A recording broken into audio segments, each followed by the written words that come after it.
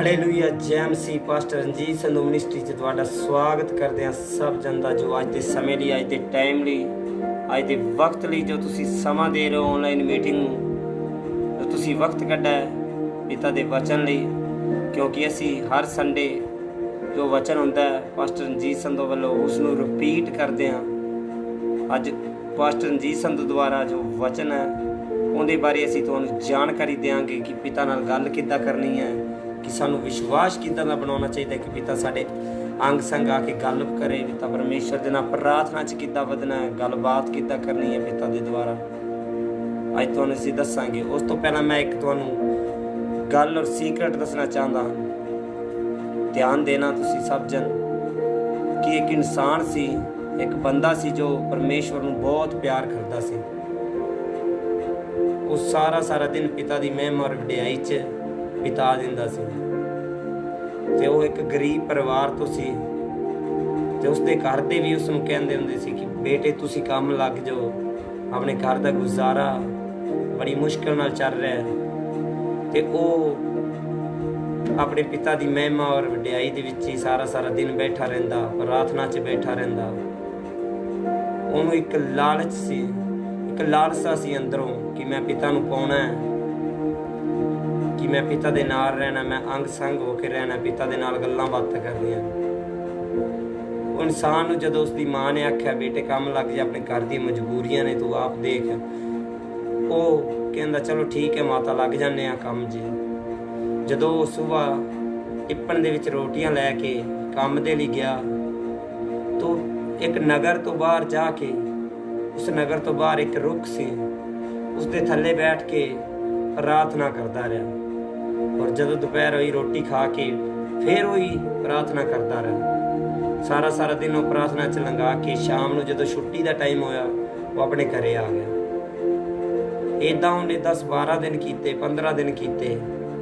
Daily routine ਜਾ ਰਿਹਾ ਸੀ ਔਰ ਉਹ ਪਿਤਾ ਦੇ ਨਾਲ ਆਪਣਾ ਸੰਬੰਧ ਬਣਾ ਰਿਹਾ ਸੀ। ਸਾਰਾ ਦਿਨ ਪ੍ਰਾਰਥਨਾ ਕਰਦਾ, ਆਰਾਧਨਾ ਕਰਦਾ, ਪਿਤਾ ਦੇ ਵਚਨ ਨੋਟ ਕਰਦਾ, ਪੜ੍ਹਦਾ।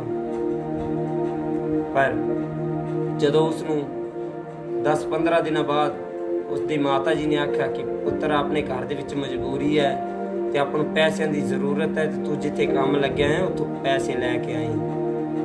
ਤੇ ਉਹ ਹੈਰਾਨ ਸੀ, ਉਹਨੂੰ ਪਤਾ ਸੀ ਮੈਂ ਕਦੀ ਕੰਮ ਗਿਆ ਨਹੀਂ ਤੇ ਮੈਂ ਪੈਸੇ ਕਿੱਦਾਂ ਲੈ ਕੇ ਜਾਵਾਂਗਾ।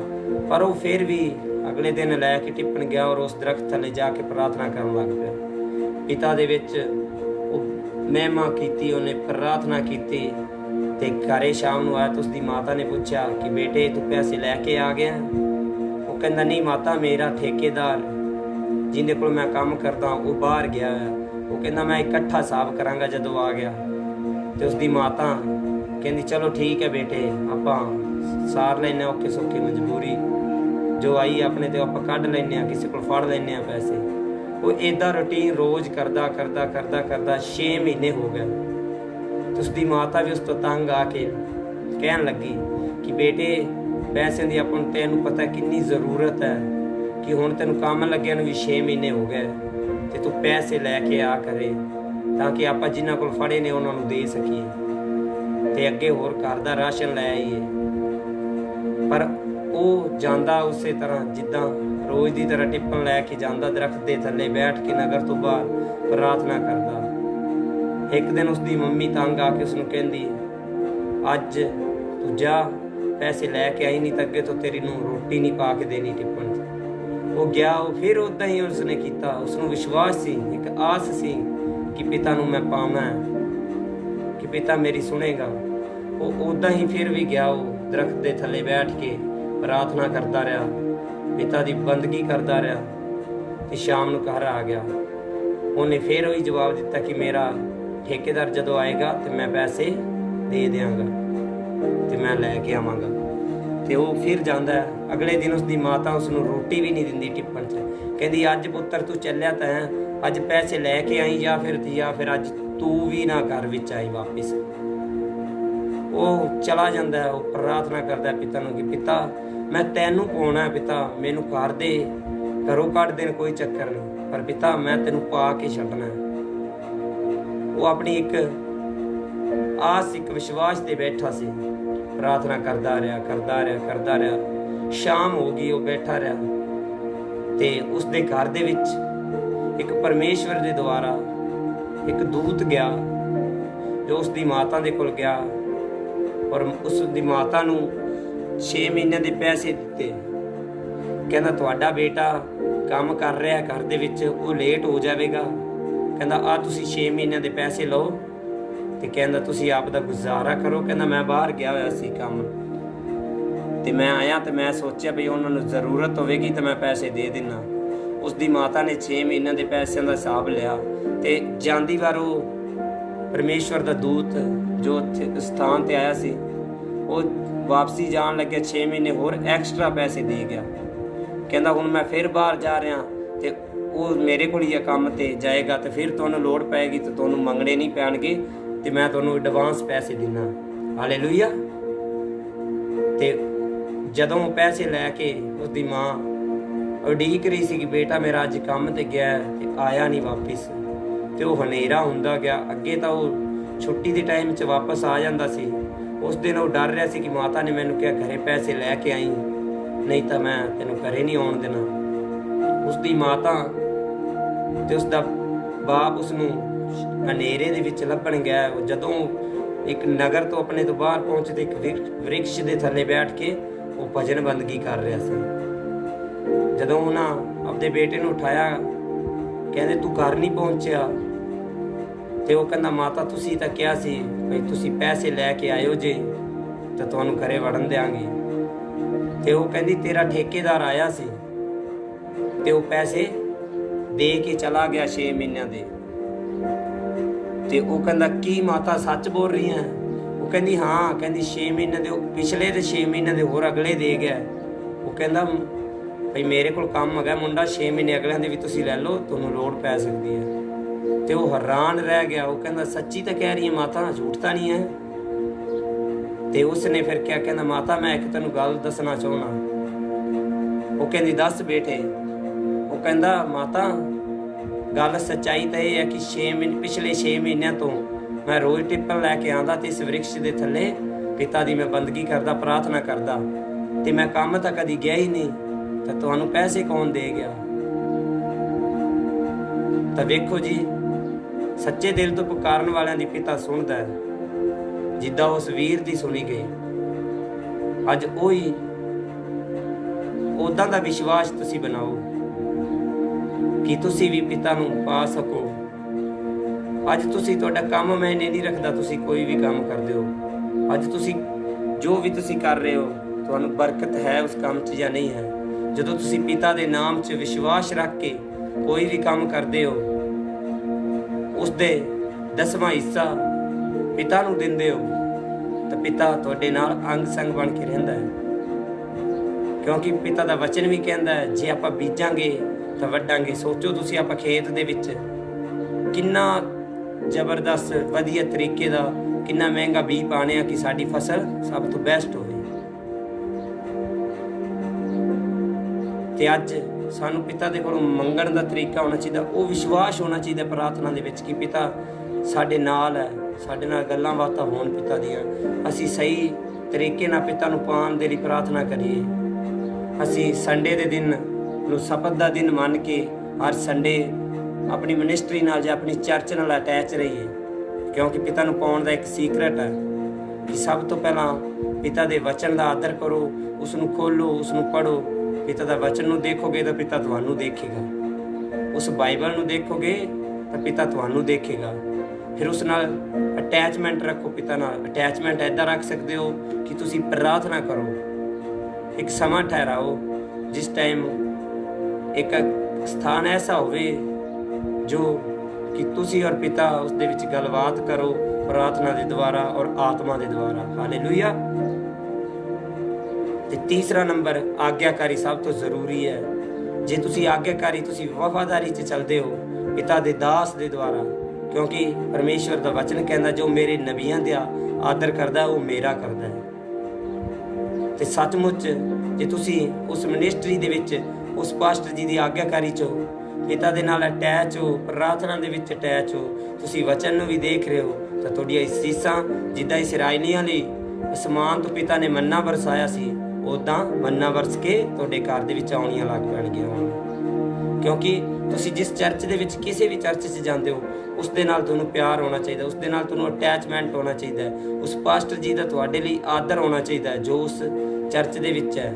ਐਦਾਂ ਦਾ ਇੱਕ ਪਾਸਟਰ ਹੋਵੇ ਜਿਸ ਦੇ ਨਾਲ ਤੁਸੀਂ ਆਪਣੇ ਦਿਲ ਦੀਆਂ ਗੱਲਾਂ ਸ਼ੇਅਰ ਕਰੋ, ਉਸ 'ਤੇ ਪ੍ਰਾਰਥਨਾ ਕੀਤੀ ਜਾਵੇ ਤੇ ਤੁਹਾਡੇ ਉਹ ਦੁੱਖ ਦਾ ਹੱਲ ਹੋਵੇ, ਉਸ ਦੁੱਖਾਂ ਤੋਂ ਛੁਟਕਾਰਾ ਹੋਵੇ ਪਿਤਾ ਯਿਸੂ ਦੇ ਨਾਮ ਦੇ ਵਿੱਚ। ਮੈਂ ਅੱਜ ਦਾ ਵਚਨ ਤੁਹਾਨੂੰ ਦੱਸਦਾ ਹਾਂ ਕਿ ਪਰਮੇਸ਼ਵਰ ਆਪਣੇ ਦਾਸਾਂ ਦੇ ਨਾਲ ਦੁਆਰਾ ਕਲੀਸਿਆ ਦੇ ਨਾਲ ਗੱਲ ਕਰਦੇ ਹਨ। ਹਾਲੇਲੂਇਆ। ਅੱਜ ਆਪਾਂ ਜ਼ਬੂਰਾਂ ਦੀ 91 ਦੀ 14 ਆਇਤ ਨੂੰ ਵੇਖਾਂਗੇ। ਉਸ ਦੇ ਵਿੱਚ ਪਿਤਾ ਕਹਿ ਰਿਹਾ ਹੈ ਕਿ ਉਸ ਨੇ ਤਾਂ ਮੇਰੇ ਨਾਲ ਪ੍ਰੀਤ ਲਾਈ ਹੈ, ਸੋ ਮੈਂ ਉਹਨੂੰ ਛੁਡਾਵਾਂਗਾ। ਦੇਖੋ ਕਿ ਉਸ ਕੋਈ ਵੀ ਇਨਸਾਨ ਹੈ, ਜੋ ਬੰਦਾ ਹੈ, ਉਸਨੇ ਪ੍ਰੀਤ ਯਾਨੀ ਕਿ ਪਿਆਰ ਪਾਇਆ ਹੈ। ਪਿਆਰ ਤੁਸੀਂ ਕਿੱਦਾਂ ਪਾ ਸਕਦੇ ਹੋ? ਉਸ ਦੇ ਵਚਨ ਨੂੰ ਜਾਣ ਕੇ, ਪ੍ਰਾਰਥਨਾ ਕਰਕੇ। ਜਦੋਂ ਤੁਸੀਂ ਪਿਤਾ ਦੇ ਨਾਲ ਪ੍ਰਾਰਥਨਾ ਦੇ ਵਿੱਚ ਲੀਨ ਹੁੰਦੇ ਹੋ, ਉਸ ਦੇ ਨਾਲ ਅਟੈਚ ਹੁੰਦੇ ਹੋ, ਤਾਂ ਪਿਤਾ ਵੀ ਤੁਹਾਡੇ ਨਾਲ ਅਟੈਚ ਹੁੰਦਾ ਹੈ। ਕਿਉਂਕਿ ਪਿਤਾ ਦੇ ਵਿੱਚ ਇੱਕ ਵੀ ਕਦਮ ਚੁੱਕਿਆ ਕਦੀ ਵਿਅਰਥ ਨਹੀਂ ਜਾਂਦਾ।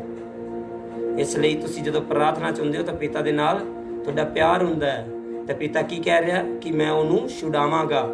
ਤੁਸੀਂ ਕਿਸੇ ਵੀ ਦੁੱਖਾਂ ਦੇ ਵਿੱਚੋਂ, ਬੰਧਨਾਂ 'ਚੋਂ, ਕਰਜ਼ੇ 'ਚੋਂ, ਤਾਂ ਪਿਤਾ ਤੁਹਾਡਾ ਬਹੁਤ ਦਿਆਲੂ ਹੈ, ਉਹ ਛੁਡਾਵੇਗਾ ਤੁਹਾਨੂੰ ਉਸ ਵਚਨ ਦਾ ਪਤਾ ਹੋਣਾ ਚਾਹੀਦਾ, ਉਸ ਪ੍ਰਾਰਥਨਾ ਦੇ ਦੁਆਰਾ ਉਸ ਸੀਕ੍ਰੇਟ ਦਾ ਪਤਾ ਹੋਣਾ ਚਾਹੀਦਾ ਕਿ ਪਿਤਾ ਕੋਲ ਮੈਂ ਮੰਗਣਾ ਕਿੱਦਾਂ ਹੈ।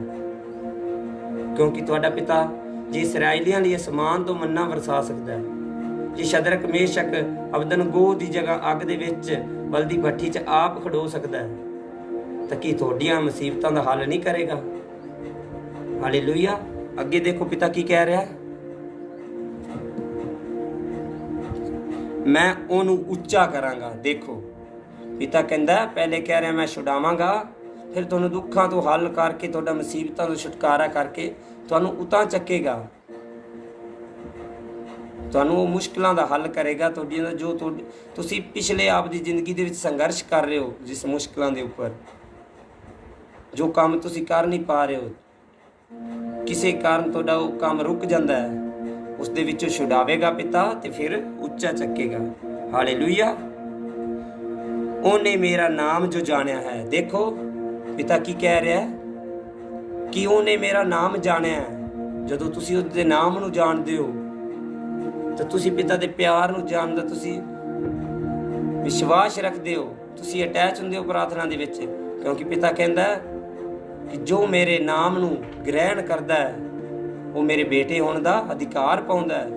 ਸੱਚਮੁੱਚ ਜਦੋਂ ਆਪਾਂ ਉਸ ਪਿਤਾ ਦੇ ਵਚਨ ਨੂੰ ਜਾਣ ਜਾਂਦੇ ਹਾਂ, ਅਸੀਂ ਬੈਪਟਿਜ਼ਮ ਲੈ ਲੈਂਦੇ ਹਾਂ, ਤਾਂ ਅਸੀਂ ਉਸ ਦੇ ਨਾਮ ਦੇ ਵਿੱਚ ਐਡ ਹੋ ਜਾਂਦੇ ਹਾਂ, ਉਸ ਦੇ ਨਾਮ ਦੇ ਵਿੱਚ ਭਾਗੀਦਾਰੀ ਹੋ ਜਾਂਦੇ ਹਾਂ ਆਪਾਂ। ਤਾਂ ਪਿਤਾ ਆਪਾਂ ਨੂੰ ਬੇਟੇ ਹੋਣ ਦਾ ਅਧਿਕਾਰ ਦਿੰਦਾ ਹੈ। ਦੇਖੋ ਉਸਨੇ ਕੀ ਕਿਹਾ, ਉਸਨੇ ਮੇਰਾ ਨਾਮ ਜੋ ਜਾਣਿਆ ਉਹ ਮੈਨੂੰ ਪੁਕਾਰੇਗਾ ਤੇ ਮੈਂ ਉਹਨੂੰ ਉੱਤਰ ਦਿਆਂਗਾ।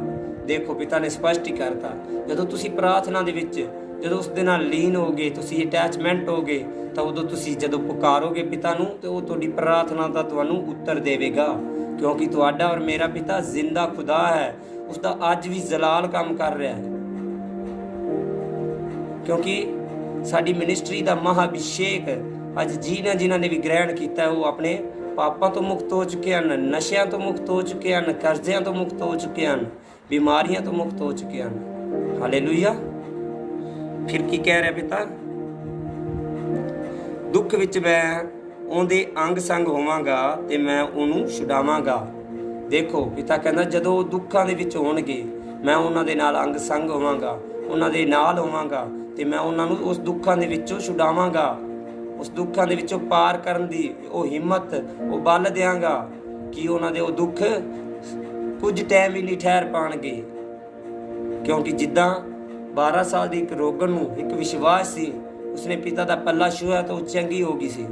ਉਸਦੇ ਵਿੱਚ ਵਿਸ਼ਵਾਸ ਦੇਖੋ ਕਿੱਦਾਂ ਹੋਵੇਗਾ। ਤੇ ਉਹ 12 ਸਾਲ ਦੀ ਰੋਗਣ, ਹਾਲਾਂਕਿ ਉਹ ਚੱਲ ਫਿਰ ਵੀ ਨਹੀਂ ਸਕਦੀ ਸੀ, ਉਹ ਦੇਖੋ ਉਸ ਸਥਾਨ ਤੇ ਜਿੱਥੋਂ ਯਿਸੂ ਪਿਤਾ ਜੀ ਲੰਘ ਰਹੇ ਸਨ, ਪਤਾ ਨਹੀਂ ਕਿੱਦਾਂ ਪਹੁੰਚੀ ਹੋਵੇਗੀ। ਫਿਰ ਜੇ ਪਹੁੰਚੀ ਤਾਂ ਉਸਦਾ ਵਿਸ਼ਵਾਸ ਦੇਖੋ ਭਾਈ ਮੇਰੇ ਕੋਲ ਗੱਲਬਾਤ ਪਤਾ ਨਹੀਂ, ਇੰਨੀ ਭੀੜਾਂ ਦੀਆਂ ਭੀੜਾਂ ਨਾਲ ਸੀ ਯਿਸੂ ਪਿਤਾ ਦੇ ਨਾਲ, ਤੇ ਮੈਂ ਕਿੱਦਾਂ ਉਸ ਨਾਲ ਗੱਲਬਾਤ ਕਰਾਂਗੀ। ਉਸ ਨੂੰ ਵਿਸ਼ਵਾਸ ਸੀ ਕਿ ਜੇਕਰ ਮੈਂ ਅੱਜ ਪਿਤਾ ਦੇ ਕੱਪੜਿਆਂ ਨੂੰ ਵੀ ਛੂਹ ਲਿਆ ਤਾਂ ਮੈਂ ਬਲੈਸ ਹੋ ਜਾਵਾਂਗੀ, ਮੈਂ ਹੀਲਿੰਗ ਪਾ ਲਵਾਂਗੀ। ਉਸੇ ਟਾਈਮ ਉਸਨੇ ਛੂਆ ਔਰ ਬਲੈਸ ਹੋ ਗਈ। ਤਾਂ ਯਿਸੂ ਪਿਤਾ ਨੇ ਪਤਰਸ ਨੂੰ ਕਿਹਾ ਕਿ ਪਤਰਸ ਪਤਾ ਕਰ ਕਿਹਨੇ ਮੈਨੂੰ ਛੂਹਿਆ। ਤੇ ਪਤਰਸ ਬੋਲੇ, ਕਹਿੰਦੇ ਪਿਤਾ ਇੰਨੀ ਸੰਗਤ ਦੇ ਵਿੱਚੋਂ, ਇੰਨੀ ਭੀੜ ਦੇ ਵਿੱਚੋਂ ਪਤਾ ਨਹੀਂ ਕੌਣ ਛੂਹ ਗਿਆ ਤੈਨੂੰ, ਅਸੀਂ ਕਿੱਦਾਂ ਪਤਾ ਕਰੀਏ? ਆਵਾਜ਼ ਸ਼ੋਰ ਕਿੰਨਾ ਹੈ, ਭੀੜਾਂ ਆਰਾਧਨਾ ਕਰਦੀਆਂ ਨੇ, ਜਕਾਰੇ ਲਾਉਂਦੀਆਂ ਨੇ, ਅਸੀਂ ਕਿਹਨੂੰ ਪੁੱਛਾਂਗੇ? ਕਹਿੰਦਾ ਨਹੀਂ ਪਤਰਸ ਪਤਾ ਕਰ, ਕਿਸੇ ਨੇ ਵਿਸ਼ਵਾਸ ਨਾਲ ਛੂਹਿਆ ਕਿ ਪਿਤਾ ਦੇ ਵਿੱਚੋਂ ਆਤਮਾ ਨਿਕਲ ਕੇ ਗਿਆ, ਉਸ ਨੂੰ ਟੱਚ ਕੀਤਾ ਔਰ ਉਸ ਨੂੰ ਬਲੈਸ ਕੀਤਾ। ਉਸੇ ਟਾਈਮ ਉਹ 12 ਸਾਲਾਂ ਦੀ ਰੋਗਣ ਬੋਲੀ ਕਿ ਮੈਂ ਹੀ ਹਾਂ ਪਿਤਾ ਜਿਸ ਨੇ ਤੈਨੂੰ ਛੂਹਿਆ ਔਰ ਮੈਂ ਚੰਗੀ ਹੋ ਗਈ ਹਾਂ।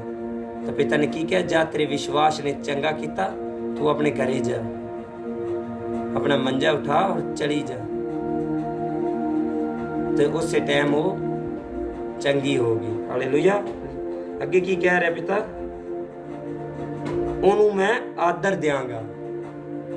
ਦੇਖੋ ਅਗਲੀ ਆਇਤ ਦੇ ਵਿੱਚ ਕੀ ਕਹਿ ਰਿਹਾ? ਜੋ ਪਿਤਾ ਦੇ ਨਾਲ ਪਿਆਰ ਕਰਦਾ ਹੈ, ਜੋ ਉਸ ਦੀ ਆਰਾਧਨਾ ਦੇ ਵਿੱਚ ਰਹਿੰਦਾ ਹੈ, ਜੋ ਉਸ ਦੀ ਪ੍ਰਾਰਥਨਾ 'ਚ ਰਹਿੰਦਾ ਹੈ, ਜੋ ਆਪਣੀ ਮਿਨਿਸਟਰੀ ਦੇ ਨਾਲ ਅਟੈਚਮੈਂਟ ਰਹਿੰਦਾ ਹੈ, ਸਬਤ ਦਾ ਦਿਨ ਜਾਣ ਕੇ ਹਰ ਸੰਡੇ ਚਰਚ ਵੀ ਆ ਰਿਹਾ ਹੈ, ਜੋ ਉਸ ਦੇ ਦੁਆਰਾ ਠਹਿਰਾਇਆ ਗਿਆ ਨਬੀ ਉਸ ਦੀ ਆਗਿਆਕਾਰੀ ਵਿੱਚ ਵੀ ਜਾ ਰਿਹਾ ਹੈ, ਤਾਂ ਪਿਤਾ ਉਸ ਨੂੰ ਕੀ ਕਹਿ ਰਿਹਾ ਕਿ ਮੈਂ ਉਸ ਦਾ ਆਦਰ ਵੀ ਦਿਆਂਗਾ, ਉਸ ਨੂੰ ਉਹ ਆਦਰ, ਉਹ ਪਿਆਰ ਦਿਆਂਗਾ ਕਿ ਜਦੋਂ ਵੀ ਉਹ ਪੁਕਾਰੇਗਾ ਮੈਂ ਉਸ ਨੂੰ ਉੱਤਰ ਵੀ ਦਿਆਂਗਾ, ਜਦੋਂ ਉਹ ਦੁੱਖਾਂ 'ਚ ਹੋਵੇਗਾ ਮੈਂ ਉਸ ਨੂੰ ਛੁਡਾਵਾਂਗਾ, ਮੈਂ ਉਸ ਦੇ ਨਾਲ ਅੰਗ ਸੰਗ ਹੋਵਾਂਗਾ। ਦੇਖੋ ਪਿਤਾ ਜੀ ਇੰਨੇ, ਕਿਉਂਕਿ ਦੁਨੀਆ ਦੇ ਵਿੱਚ ਇੱਕ ਸਾਲ ਦੇ ਵਿੱਚ 365 ਦਿਨ ਹੁੰਦੇ ਆ, ਤੇ ਇੱਕ ਤੁਹਾਡੇ ਕੋਲ ਜੋ ਬਾਈਬਲ ਹੈ, ਜੋ ਪਿਤਾ ਦਾ ਪਵਿੱਤਰ ਵਚਨ ਹੈ, ਉਸ ਦੇ ਵਿੱਚ ਵਿਸ਼ਵਾਸ ਔਰ ਵਚਨ 366 ਹਨ ਕਿ ਜੋ ਤੁਹਾਨੂੰ ਛੁਡਾਉਣ ਲਈ ਦਿੱਤੇ ਗਏ ਹਨ। ਹਰ ਰੋਜ਼ ਹਰ ਨਵਾਂ ਵਾਅਦਾ, ਪਿਤਾ ਦਾ ਹਰ ਇੱਕ ਦਿਨ ਨਵਾਂ ਵਾਅਦਾ ਤੁਹਾਡੇ ਨਾਲ ਹੁੰਦਾ ਹੈ ਕਿ ਮੈਂ ਤੁਹਾਨੂੰ ਐਦਾਂ ਛਡਾਵਾਂਗਾ, ਮੈਂ ਤੈਨੂੰ ਐਦਾਂ ਛਡਾਵਾਂਗਾ। ਤੇ ਫਿਰ ਵੀ ਆਪਾਂ ਬੁੱਲੇ ਪਟਕੇ ਬੈਠੇ ਹਾਂ, ਆਪਾਂ ਕੰਮਾਂ ਦੇ ਵੱਲ ਜ਼ੋਰ ਮਾਰ ਰਹੇ ਹਾਂ, ਆਪਾਂ ਟਾਈਮ ਨਹੀਂ ਦੇ ਰਹੇ ਪਿਤਾ ਨੂੰ, ਆਪਾਂ ਟਾਈਮ ਸਪੈਂਡ ਨਹੀਂ ਕੀਤਾ ਪਿਤਾ ਨੂੰ। ਫਿਰ ਆਪਾਂ ਕਹਿੰਦੇ ਅਸੀਂ ਚਰਚ ਜਾਂਦੇ ਨੂੰ ਸਾਨੂੰ 20 ਸਾਲ ਹੋ ਗਏ, ਅਸੀਂ ਆਪਣੀ ਬਿਮਾਰੀ ਤੋਂ ਛੁਟਕਾਰਾ ਨਹੀਂ ਪਾਇਆ। ਕਿਉਂਕਿ ਚਰਚ ਜਾਣ ਨਾਲ ਤੁਸੀਂ ਚੰਗੇ ਤਾਂ ਹੋ ਜਾਂਦੇ ਹੋ, ਪਰ ਤੁਹਾਡਾ ਵਿਸ਼ਵਾਸ ਹੋਣਾ ਜ਼ਰੂਰੀ ਹੈ, ਪਿਤਾ ਨਾਲ ਪਿਆਰ ਹੋਣਾ ਜ਼ਰੂਰੀ ਹੈ, ਆਗਿਆਕਾਰੀ ਹੋਣੀ ਜ਼ਰੂਰੀ ਹੈ। ਅਸੀਂ ਚਰਚ ਦੇ ਵਿੱਚ ਆਨੰਦ ਦੇ ਨਾਲ ਜਾਈਏ, ਪਿਤਾ ਦੇ ਉਹ ਵਚਨ ਨੂੰ ਗ੍ਰਹਿਣ ਕਰੀਏ, ਪਿਤਾ ਦਾ ਉਹ ਵਚਨ ਜੋ ਚਰਚ ਦੇ ਵਿੱਚ ਬੋਲਿਆ ਗਿਆ ਉਸ ਦੇ ਉੱਪਰ ਗੌਰ ਕਰੀਏ। ਇਹ ਨਹੀਂ ਕਿ ਚਰਚ ਦੇ ਵਿੱਚ ਵਚਨ ਸੁਣ ਲਿਆ, ਅਸੀਂ ਉੱਥੇ ਕੁਝ ਟਾਈਮ ਤਾਂ ਅਸੀਂ ਯਾਦ ਰੱਖਦੇ ਹਾਂ ਪਿਤਾ ਦਾ ਕੰਮ ਐਦਾਂ ਕਹਿ ਰਿਹਾ ਕਿ ਪਿਤਾ ਤੁਸੀਂ ਐਦਾਂ ਨਹੀਂ ਕਰਨਾ ਤੇ ਤੁਸੀਂ ਛੁਡਾਏ ਜਾਓਗੇ। ਘਰੇ ਜਾ ਕੇ ਫਿਰ ਤੁਸੀਂ ਐਦਾਂ ਕਰ ਰਹੇ ਹੋ, ਜੋ ਕੰਮ ਤੋਂ ਰੋਕਿਆ ਗਿਆ ਤੁਸੀਂ ਉਹ ਕਰ ਰਹੇ ਹੋ, ਚੁਗਲੀ ਪਗਲੀ ਕਰ ਰਹੇ ਹੋ, ਈਰਖਾ ਕਰ ਰਹੇ ਹੋ, ਆਪਣੇ ਗੁਆਂਢੀ ਨਾਲ ਈਰਖਾ ਕਰ ਰਹੇ ਹੋ, ਤਾਂ ਤੁਸੀਂ ਸੱਚਮੁੱਚ ਪਾਪ ਦੇ ਹੱਕਦਾਰ ਹੁੰਦੇ ਹੋ। ਕਿਉਂਕਿ ਪਿਤਾ ਤੁਹਾਡਾ ਦਿਆਲੂ ਸੀ, ਦਿਆਲੂ ਹੈ, ਦਿਆਲੂ ਰਹੇਗਾ। ਕਿਉਂਕਿ ਪਿਤਾ ਦੇ ਕੋਲੋਂ ਤੁਹਾਨੂੰ ਮੰਗਣ ਦਾ ਤਰੀਕਾ ਹੋਣਾ ਚਾਹੀਦਾ ਹੈ। ਕਿਉਂਕਿ ਜੇ ਪਿਤਾ ਕੋਲ ਰੂਹ ਔਰ ਸੱਚਾਈ ਔਰ ਵਿਸ਼ਵਾਸ ਨਾਲ ਜੋ ਮੰਗਦਾ ਹੈ, ਪਰਮੇਸ਼ਵਰ ਦਾ ਵਚਨ ਕਹਿੰਦਾ ਉਸ ਨੂੰ ਉਹ ਦੇ ਦਿੱਤਾ ਜਾਂਦਾ ਹੈ। ਕਿਉਂਕਿ ਪਿਤਾ ਦਾ ਵਚਨ ਕਹਿੰਦਾ ਮੰਗੋਗੇ ਤਾਂ ਦੇ ਦਿੱਤਾ ਜਾਵੇਗਾ, ਖਟਖਟਾਓਗੇ ਤਾਂ ਖੋਲ ਦਿੱਤਾ ਜਾਵੇਗਾ, ਤੇ ਲੱਭੋਗੇ ਤਾਂ ਪਾ ਲਓਗੇ। ਹਾਲੇਲੂਇਆ। ਅੱਜ ਦੇ ਵਚਨ ਲਈ ਤੁਸੀਂ ਇਸ ਤੇ ਗੌਰ ਕਰਨਾ ਔਰ ਇਸ ਦੀ ਜ਼ਬੂਰ ਦੀ 91 ਆਇਤ ਨੂੰ 1 ਤੋਂ ਲੈ ਕੇ 16 ਤੱਕ ਸਾਰੀ ਪੜ੍ਹਨਾ ਕਿ ਪਿਤਾ ਤੁਹਾਨੂੰ ਅਸ਼ੀਸ਼ ਦੇ। Hallelujah. Pastor Ranjit Sandhu ministry ਦੇ ਵਿੱਚ ਅਸੀਂ ਤੁਹਾਡਾ ਧੰਨਵਾਦ ਕਰਦੇ ਹਾਂ। ਜੋ ਵੀ ਕੋਈ ਤੁਸੀਂ ਤਕਲੀਫ 'ਚ ਹੋ, ਜੋ ਵੀ ਕਿਸੇ ਬਿਮਾਰੀ 'ਚ ਹੋ, ਬੰਧਨ 'ਚ ਹੋ, ਹਰ ਸੰਡੇ ਮੀਟਿੰਗ ਹੁੰਦੀ ਆ ਲਾਧੂਕਿਆ ਸੇਮ ਨਾਲ ਦੇ ਨਾਲ ਸਟੇਡੀਅਮ ਸੁਖਚੈਨ ਸਟੇਡੀਅਮ ਦੇ ਵਿੱਚ 10 ਤੋਂ 2 ਵਜੇ ਤੱਕ ਟਾਈਮ ਦਿੱਤਾ ਗਿਆ ਪ੍ਰਾਰਥਨਾ ਦਾ, ਜਿੱਥੇ ਲੇ ਹੈਂਡ ਫ੍ਰੀ ਪ੍ਰਾਰਥਨਾ ਕੀਤੀ ਜਾਂਦੀ ਹੈ। ਜੇ ਤੁਸੀਂ ਕੋਈ ਬਿਮਾਰੀ 'ਚ ਹੋ, ਤੁਸੀਂ ਕੋਈ ਕਰਜ਼ੇ 'ਚ ਹੋ, ਤਾਂ ਪਾਸਟਰ ਜੀ ਜੋ ਰੱਬ ਦੇ ਦੁਆਰਾ ਜੋ ਦਾਸ ਠਹਿਰਾਏ ਗਏ ਹਨ ਪਿਤਾ ਦੇ ਦੁਆਰਾ, ਉਹਨਾਂ ਦੇ ਨਾਲ ਗੱਲਬਾਤ ਕਰੋ। ਤੁਹਾਡੀ ਹਰ ਮੁਸ਼ਕਿਲ ਦਾ ਹੱਲ ਹੋਵੇਗਾ, ਤੁਹਾਡੇ ਲਈ ਪ੍ਰਾਰਥਨਾ ਕੀਤੀ ਜਾਏਗੀ, ਤੁਸੀਂ ਯਿਸੂ ਪਿਤਾ ਦੇ ਨਾਮ 'ਚ ਚੰਗੇ ਹੋਗੇ। ਜੈ ਮਸੀਹ। ਹਾਲੇਲੂਇਆ। ਤੁਹਾਡਾ ਧੰਨਵਾਦ ਕਰਦੇ ਹਾਂ ਸਾਨੂੰ ਸਮਾਂ ਦੇਣ ਲਈ। ਪਾਸਟਰ ਰਣਜੀਤ ਸੰਧੂ ਮਿਨਿਸਟਰੀ ਤੁਹਾਡਾ ਧੰਨਵਾਦ ਕਰਦੇ ਹਾਂ।